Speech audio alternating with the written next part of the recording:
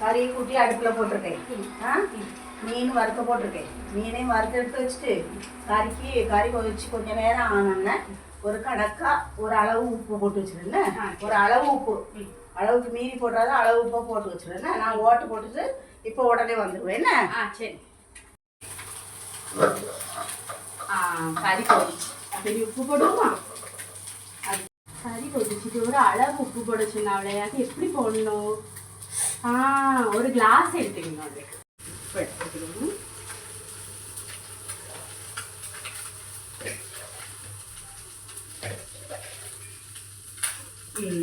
ஒரு கிளாஸ் உப்பு போதும் நினைக்கிறேன்.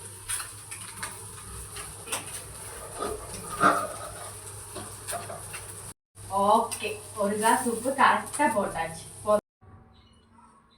போட்டாச்சு. சாப்பிடலாமா?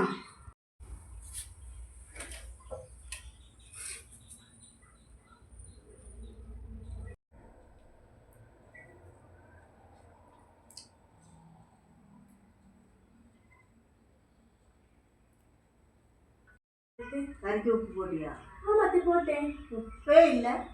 ஐயோ, அத்தை சொல்ற மாதிரி தான் போட்டேன். அப்படியா? சாப்பிட்டு பாருமா.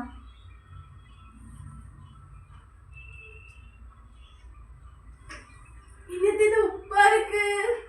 உப்பா இருக்கா? எனக்கு உப்பு தரலையே. ரொம்ப உப்பா இருக்குது. அப்படியா? நீ எப்படி போட்ட உப்பு? அளவு போட்டியா? ஆமா, அத்தை சொல்ற மாதிரி அளவா ஒரு கிளாஸ்ல அளந்துதான் நான் போட்டேன். ஓ அப்படியா? ஒரு கிளாஸ் போட்டியாமா? சரி, இதுல உட்கார். இதுல உட்கார்.